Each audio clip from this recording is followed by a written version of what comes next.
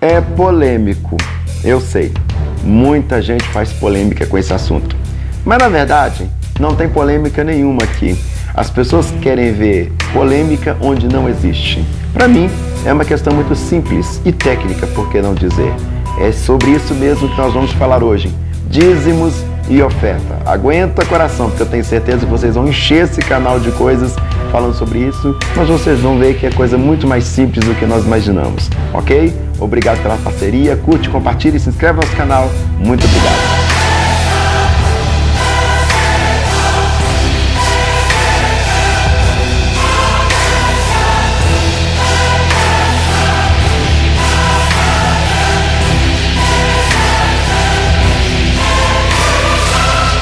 Primeira coisa que nós vamos ver aqui no nosso canal é que o dízimo é uma questão ética.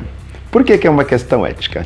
Eu tenho certeza que muita gente vai ficar brava comigo agora falando essas coisas, mas eu preciso dizer, dízimo e ofertas é uma questão ética. Mas por que questão ética? Eu comparo a igreja como uma família, e a Sagrada Escritura também faz isso, as pessoas também fazem isso, os louvores também fazem isso. E dentro de uma família nós estamos residindo numa casa, nós estamos usufruindo de N coisas, como energia para o meu computador, meu celular, a televisão, uso energia e água para tomar o meu banho, uso gás de cozinha, essas coisas todas, e uma hora a conta vai chegar. Eu usufruo de todas essas coisas, mas na hora que a conta chega eu não quero me responsabilizar. E isto é antiético. Nós sabemos que todo mundo que se diz fazer parte de alguma coisa, ele tem que fazer parte, inclusive, das responsabilidades que aquilo implica. Dentro de uma casa, a partir do momento que eu estou usufruindo de todas as coisas, eu também tenho que me responsabilizar pela conta que chega. Imagina se numa casa tem N pessoas e apenas uma parte deste grupo que resolve o pagamento de tudo. Vai ficar pesado, vai ficar no mínimo complexo com essa convivência, uma vez que todo mundo usa, mas ninguém se responsabiliza. Na igreja da mesma forma, nós usamos de toda aquela estrutura, e toda aquela estrutura que tem, independente se é chique ou se é mais simples, nós temos que entender que aquilo ali gera contas. Conta de água, conta de luz e outras contas que aparecem, e a gente tem que comprometer-se com isso. Isso chama-se responsabilidade. E a partir do momento que eu digo que eu bato no peito, eu sou membro de tal lugar, eu tenho que me responsabilizar pelas coisas, pelos finais de tudo aquilo, ou seja, pela manutenção de toda aquela estrutura. Depois disso, nós entendemos que o dízimo não é exclusivo no Antigo Testamento, e eu posso provar isso. Tem pelo menos vários versículos de Paulo agradecendo pelas ofertas que o pessoal está recolhendo para a manutenção do seu trabalho missionário. E também tem a cena clássica de Ananias e Safira, onde eles mentem acerca da venda de um terreno e entregam um dízimo mentiroso acerca disso. Haja vista que aqui no texto, dízimo, a palavra vem da raiz de 10%, Ou seja, quando você diz que está entregando dízimo, você está declarando que aqueles 10% é literalmente os 10% da sua renda. Não os 10% que você decidiu. Aí eu vou dar esses 10%. Não, o 10% é uma declaração de que você tem uma renda X e aquilo ali é o valor dos seus 10%. Então, se você decidiu que é outro valor, deixa de ser dízimo e vira apenas oferta. Algumas pessoas também questionam a respeito do dízimo em dinheiro. Não, porque no Antigo Testamento não era dinheiro, o dízimo era em espécie, literalmente. A pessoa criava gado, levava o gado, a pessoa tinha hortaliças, levava a hortaliça. Olha, meu querido, vamos ser bem honestos, no mundo que nós estamos, na pós-modernidade, as igrejas nem estão dando conta de fazer estacionamento. Imagina se nós tivermos que criar mais ou menos um galpão para colocar os dízimos e as ofertas dos irmãos em espécie. Eu acho muito complexo isso, vai gerar um transtorno tremendo. Se a gente puder transformar essa espécie toda em valores, que nós vamos chamar de dinheiro, e fica muito mais facilitado para tudo e para todos, Imagina o irmão que trabalha com uma fazenda e lá ele cria gado, levar para a igreja todo mês 10% do gado da fazenda dele. É complexo isso, Eu não sei como é que vai fazer isso. Só o trabalho de tirar da fazenda e levar até a igreja vai dar um gasto tremendo. E manter isso lá na igreja até a igreja conseguir desfazer disso. É uma pessoa muito doida que consegue fazer esse tipo de argumentação, que dízimo não pode ser dinheiro, tem que ser produto literalmente. Onde é que a gente vai colocar isso tudo, Onde é que a gente vai no sentido logístico, guardar todas essas coisas. Então, é péssimo esse tipo de argumento. E ainda vamos entender outras pessoas que estão criticando igrejas que têm a maquininha, né? Irmãos, tem pessoas que dão dízimo anual, né? E imagina você levar renda anual, como que funciona isso, né, aquele tanto de dinheiro que você vai levar anual sobre a venda de toda a lavoura daquela temporada, porque vocês sabem que quem trabalha com isso é de temporada em temporada, né? Como que funciona levar tanto assim, tanto dinheiro? É melhor mesmo uma maquininha para passar o débito ali, é muito mais facilitado, né, para a questão de transporte, da segurança. Hoje nós estamos em dias incríveis, andar com um grande número de dinheiro fica um pouco complexo. Você está entendendo? Outra pessoa me perguntou sobre dízimos e ofertas, se pode entregar o dízimo na padaria. Olha, eu me encontro todo dia de manhã, a hora que eu vou saindo, eu passo na padaria, mas eu não estou tendo tempo de ir para a igreja à noite por uma série de tarefas nesses dias aí, e já passou o tempo de eu entregar meu dízimo e estar aqui em casa eu não consegui. Então espera o dia de você ir na igreja. Eu já fiz um vídeo sobre isso, chamado Liturgia Evangélica, os 4 pilares, e num dos pilares que eu coloco lá é justamente as ofertas. As ofertas e os dízimos são parte da liturgia e deve ser sacramentado, deve ser consagrado ao Senhor, no sentido de que eu não posso entregar para o meu pastor na padaria porque ele não foi sacramentado. A partir do momento que eu levo na igreja, e lá vai ter um momento de oração, nós consagramos o Senhor, nossas ofertas, nossos dízimos. E é também uma questão ética. Eu insisto na questão ética da coisa. Por quê? A partir do momento que as pessoas lá na padaria veem eu entregando na mão do meu pastor meu dízimo, minhas ofertas, abre margem para nós começarmos, inclusive, duvidar da sua honestidade. Até a gente mesmo, mas será que ele vai levar lá? Será que ele vai colocar mesmo lá no livro? Ou será que ele vai ser honesto em pegar aqui comigo e levar para a tesouraria? Então, meu querido, eu aconselho você não fazer isso. A partir do momento que você tem algo que se deve levar à casa do Senhor, leve no culto. Participe do culto. Alguém me perguntou, eu nem lembro mais, sobre o dono da boca que iria levar o dízimos à igreja. Isso pode? Olha, gente, tecnicamente falando, qualquer pessoa pode ser dizimista, uma vez que ela vá ao culto e entrega o dízimo. Ele não pode mandar levar, ele não pode entregar pela mão de outro, não há nenhum texto da Bíblia que fale esse tipo de coisa, porque é antiético, faz parte do culto ser dizimista e ofertante, isso faz parte da liturgia evangélica.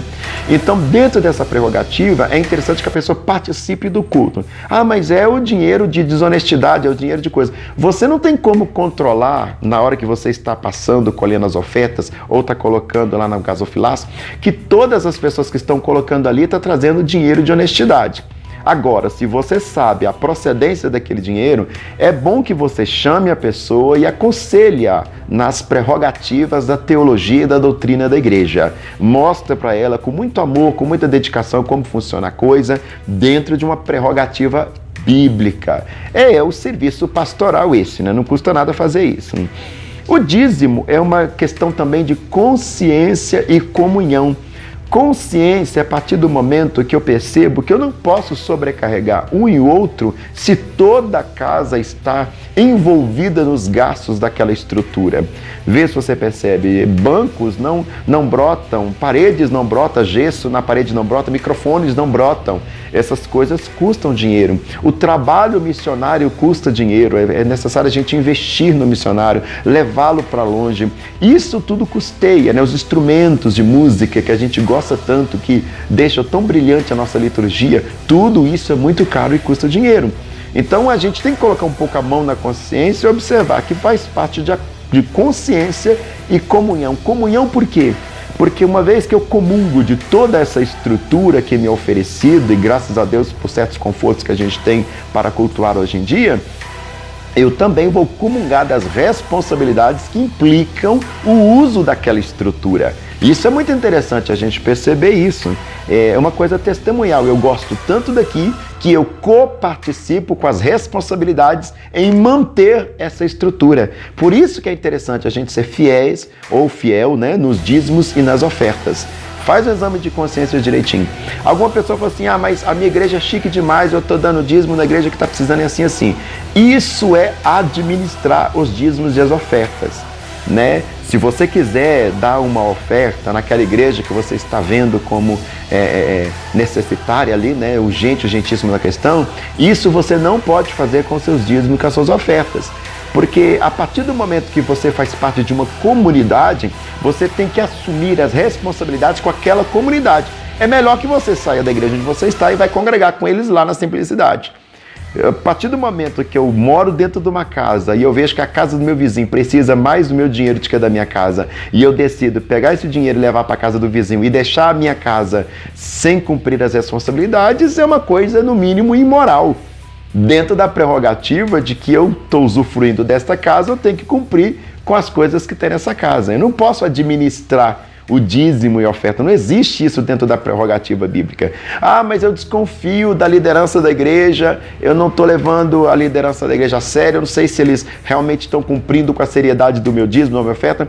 Isso aí, irmãos, não é uma questão do dizimista, do ofertante. Isso é uma questão da pessoa que está administrando a liderança e Deus, né? A sua parte é levar, consagrar e entregar. E é claro, haja vista que eu não posso ter descomunhão com ninguém. A Bíblia fala que se eu tiver alguma coisa contra o meu irmão, deixo a oferta no altar e já saio imediatamente e vou consertar com ele. Porque não adianta nada eu ter a comunhão com a estrutura, mas não ter a comunhão com as pessoas que também estão dentro da estrutura, né? Eu não posso ter comunhão com parede, com teto. Ali é a questão ética de mantenedor. Mas eu tenho que ter comunhão também com as pessoas que convivem dentro dessa estrutura. Não faz sentido nenhum eu ter comunhão apenas como mantenedor e olhar para a cara do outro como se fossem dois cachorros de briga, né?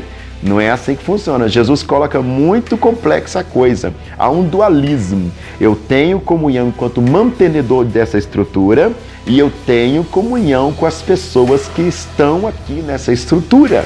É por isso que a Bíblia fala, deixa sobre o altar e sai de lá e já vai direto no seu irmão se consertar com ele. Porque senão fica uma coisa apenas... Enfim. Uma outra coisa que acontece aqui é os outros pontos. E aqui vem a parte que mais vai doer, né? Evidentemente. Aqui nós chamamos de problemática. Isso não é polêmica, é problemática mesmo. Com a aparição, vamos dizer assim, abre e fecha aspas, do neopentecostalismo dentro do cenário cristão na modernidade, abriu-se margem para uma série de coisas que, na verdade, são problemas mesmo. A questão do devorador, cortador, migrador presente lá em Malaquias. Irmãos, cuidado com isso, né? Não são demônios, não tem nada a ver com isso. Nós estamos cobertos pelo sangue de Jesus. Satanás não nos toca. Não é o dízimo que vai abrir margem para Satanás nos tocar. Para com essa palhaçada, isso é baixaria, porque... Sobretudo nós que somos assembleianos, nós sempre fomos ensinados pelos nossos pastores que versículo isolado não fundamenta a doutrina. Não existe essa vertente no Pentateuco, nos históricos, na literatura poética, nem nos profetas. Apenas em um versículo do profeta menor, Malaquias, é que aparece essa questão de devorador, cortador, migrador, que faz parte exclusivamente do seu contexto, né? Se nós lêssemos pelo menos o capítulo 1 de Malaquias, ao invés de ficar fitado apenas o devorador, cortador, migrador, você saberia que a questão é muito mais tenebrosa, muito mais tremenda do que apenas ofertar e dar dízimo. É muito tremendo o que o senhor está tratando ali. Possivelmente mais para frente nós vamos postar alguma coisa sobre o livro de Malaquias, dentro do seu contexto, não dentro do pretexto, né? Também não há menção disso nos evangelhos, no epistolário, não há sobre isso nada, não há em Apocalipse nada, não aparece em outro lugar. Versículo isolado não fundamenta a doutrina. Põe isso na sua cabeça. Então, cortador, devorador, migrador, isso não existe, não são demônios. Esse versículo está dentro do contexto daquelas páginas, naquele momento do povo. Não tem nada a ver com a gente aqui, não. O maligno não nos toca, nós estamos escondidos em Deus. É claro, e isso não me dá margem para ser negligente, porque a Sagrada Escritura também me fala que aquele que pode fazer, mas não faz, está em pecado de negligência. Se você pode ser um ofertante, se você pode ser dizimista e não faz, você está em pecado, eu estou em pecado, nós estamos em pecado de negligência. Algumas pessoas acham que entregar o dízimo vão enriquecer. Meu querido, se você quer enriquecer, você vai trabalhar. Se você quer prosperar no seu serviço, seja um bom funcionário para que o seu patrão veja o seu desempenho, vai estudar mais para que você possa crescer e assim você vai prosperar. Dízimo é louvor, é culto, não é lugar de busca de barganha, é entregar aquilo que lhe é devido. Olha, até as minhas finanças te adoram, até as minhas finanças estão postas diante de ti. Tudo que eu sou, tudo que eu respiro está aqui na sua presença em gratidão. Não é para a gente levar para a igreja a fim de que vai voltar rico. Olha, meu querido, tem muita gente, evidentemente, claro, há testemunhos sobre isso, pessoas que ficaram extremamente prósperas a partir do momento que foram dizimistas fiéis, mas isso não é doutrina. Isso é experiência pessoal. Tem que entender isso na igreja. Existe experiência pessoal e existe doutrina. O que é doutrina? É o que é universal. Por exemplo, Jesus salva as pessoas. Isso vale para qualquer cristão. Nessa época, fora dessa época, em outro tempo, fora do Brasil, fora do contexto da América Latina, todos os cristãos são salvos igualmente diante de Jesus Cristo. Isso é doutrina. Só um exemplo, né? Experiência pessoal. É quando uma coisa pode acontecer comigo, mas com o meu irmão não. O meu irmão pode ser fiel nos dízimos igual eu. Ele enriquece e eu continuo do mesmo jeito. Deus faz com quem Ele quer. Já dizia lá o texto lá de Moisés, né, que é repetido de novo no Novo Testamento, eu me compadecerei de quem eu quiser compadecer, vou ter misericórdia de quem eu quiser ter misericórdia, ou seja, Ele prospera quem Ele quer, Ele cura quem Ele quer, Ele faz o que Ele quer. Agora, não é o seu dízimo e a sua oferta que vai obrigar Deus a fazer essas coisas, porque isso aí já não é mais louvor, isso é barganha. Eu te dou porque tu me dás. Lembra lá de Satanás acusando Jó? É claro que ele só te louva. Tudo que ele põe a mão, o Senhor põe a mão em cima e dá certo. Não é isso que ele está querendo dizer ali? Aí o que o Senhor fala para Satanás? Não. Meu servo Jó não me adora pelo aquilo que eu faço, ele me adora por aquilo que eu sou. E todo o texto é comprovado dessa perspectiva. Jó permaneceu adorador na prosperidade e em desgraça também. Né? Então vê aí o que está acontecendo. Porque é uma coisa muito tremenda nós trabalhar isso, o que é teologia, ou seja, doutrina e terrorismo. Olha, se você não der devorador, cortador, migrador, vai comer suas coisas tudo, você vai entrar na miséria. Para com essa palhaçada. A gente oferta ao Senhor em amor. Todo culto é por amor. Alegrei-me quando me disseram, vamos à casa do Senhor. Vamos para quê? Para cultuar. O culto é o quê? Oração, louvor, ofertas e palavra. Então eu tenho que fazer isso em amor, com alegria. Essa teologia do medo, isso não funciona. Nós temos que entender que o ofertar ao Senhor entra numa prerrogativa de adoração. E a adoração ela tem que ser livre. Eu não posso adorar por constrangimento. Analisa as Escrituras, até a palavra nos dá esse direito, né? Examinai, pois, as Escrituras. Texto isolado, versículo isolado, não fundamenta doutrina. Toda a Bíblia é dita de várias vezes e por várias vezes o mesmo assunto, porque a Bíblia explica a Bíblia. Isso é uma prerrogativa do sola Escritura dentro de nós cristãos reformados. Então atentai-vos para isso. Eu acho que eu fiquei muito claro dentro do meu texto, dentro do contexto, né, sobre as prerrogativas de ser dizimistas. Eu espero ter sido muito claro aqui com vocês. Eu sei que vocês vão fazer polêmica demais, mas em suma, na minha cabeça, é uma questão ética. Porque a partir do momento que eu estou dizendo que eu faço parte de um grupo, eu tenho que me responsabilizar na manutenção das estruturas que serve o grupo. E eu acho que isso é muito claro e simples de entender. O resto é quando a gente quer fazer, como diz a minha avó, achar chifre na cabeça de cavalo ou cabelo em ovo, que não tem nada a ver essas coisas com a outra. Beleza? Toda vez que, refutando aqui a coisa do devorador e migrador, toda vez que você for orar sobre as ofertas, abençoe as pessoas. Não precisa causar terrorismo. É muito triste ver que o pessoal está ofertando, estão sendo dizimistas apenas por questão de medo. Aí não funciona. É verdade que nós temos que temer ao Senhor, mas é tão verdade também que tudo que nós temos, nós gratificamos a Deus, nós damos graças ao Senhor, e levar as nossas finanças à casa do Senhor é uma alegria, é um prazer. não medo e não terror. Pelo amor de Deus, liberta o povo dessas mentiradas, isso não funciona, não tem margem doutrinária para isso, não tem margem bíblica para esse tipo de coisa, é só analisar o contexto para a gente não entrar ou, melhor dizendo, cair no pretexto. Que o Senhor possa abençoar vossas vidas, continue conosco, compartilha, e eu fico muito grato pela parceria de vocês.